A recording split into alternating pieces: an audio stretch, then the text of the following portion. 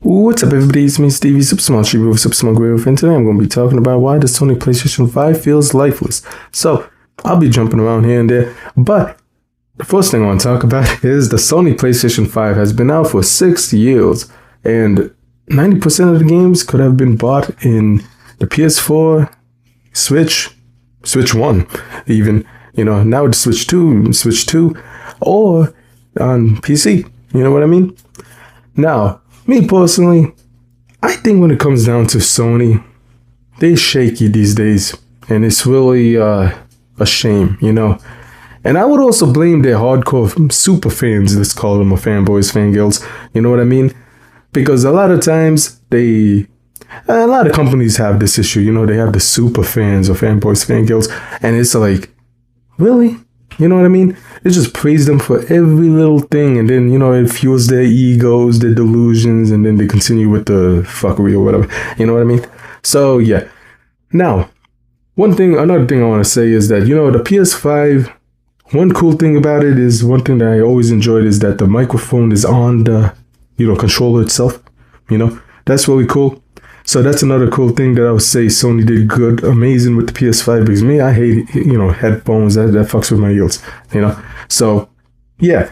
Now, with all the positivities, let's get down to the real stuff. Now, starting off with, the Sony PlayStation 5 has been out for 6 years, and I feel like, like I said, 90% of the games that I personally own and found interest on the PS5, could have been purchased anywhere else. You know what I mean? And it's a shame to see Sony fall this deep. Now, I'll be jumping around here and there, but let me just say that Sony used to be creative, you know what I mean? And they used to be unique, creative, and fun, Like, for example, back then, I remember when Sony used to make exclusive deals with third-party companies to have, unique skins and stuff like that in their games, you know what I mean? That's how we got, for example, the Metal Gear Solid, Ape Escape collaboration from back then when they had that on PS2, where they did a collaboration with Metal Gear Solid 3, Snake Eater, So that's really cool and interesting. And they did that again, with PS5, remastered. And it was really cool and wonderful, that they did that again. That's the closest thing to Ape Escape we'll ever get nowadays. You know what I mean?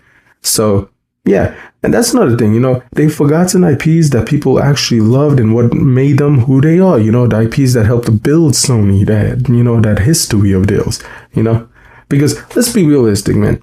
If a gaming console does not have exclusive games, what's the point of buying a console? You know what I mean? Now, let me say two things before someone comments. Number one, I understand PC gamers. Look, I'm a PC gamer. Emulation is cool, wonderful, but yeah, this is not the time for that. I always have a comment or someone saying something about emulation, which it is true. You could play it anywhere you want. On your phone, you could put an emulator website, boom, done. But that's not the point.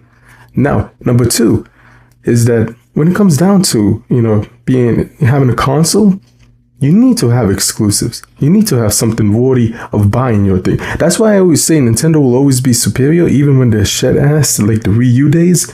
They will always be on top because they have exclusive games that people actually are interested in. Although they fail on creating many wonderful games with the so many franchises that they own.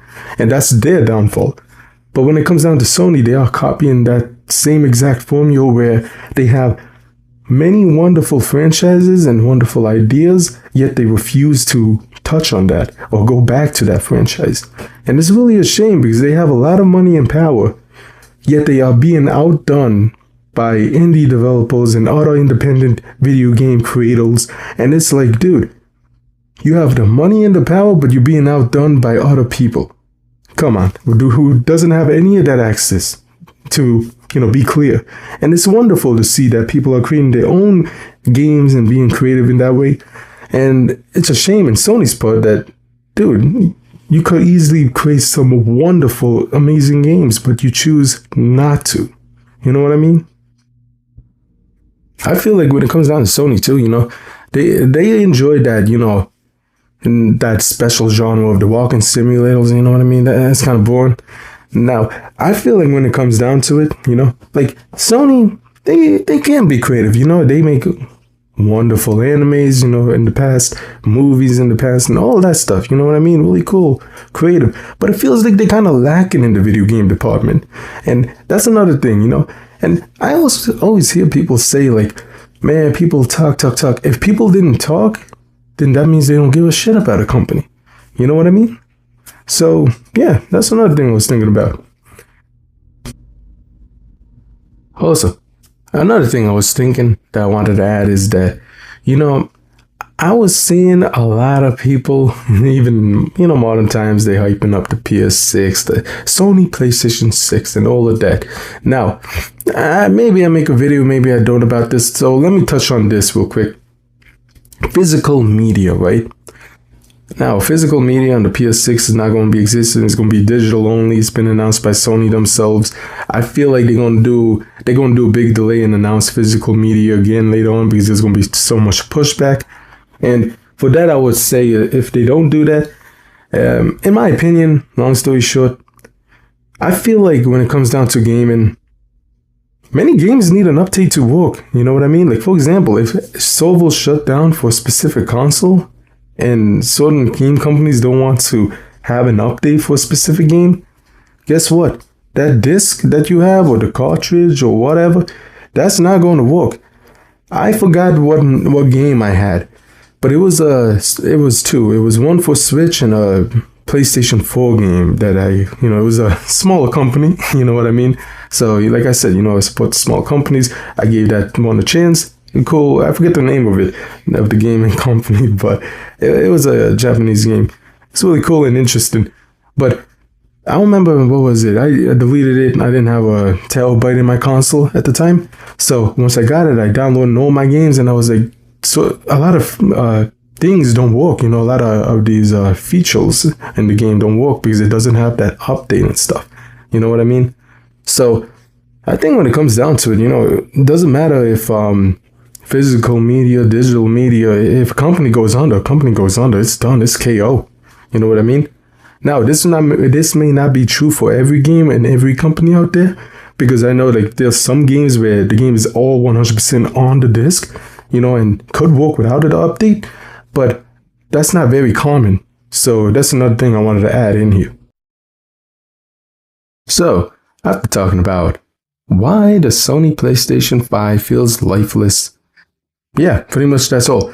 I feel like when it comes down to it, I wish Sony the best, maybe they could make a comeback. They have like Tokyo Jungle 2, Ape Escape, and boom, and so much more. You know what I mean? Exclusive games, amazing design, and for the controller and the console, especially that controller. And, so much, you know what I mean? But, man, I'm realistic. If the PS5 is like this, I don't want to even think about what the PS6 is going to be like, handled-wise, So, yeah, pretty much that's it. Let me know in the comments what you think. And are you excited for next-gen gaming consoles? You know what I mean? So, with all that being that, hope you enjoyed the video. Don't forget to like, comment, subscribe, and until next time, bye.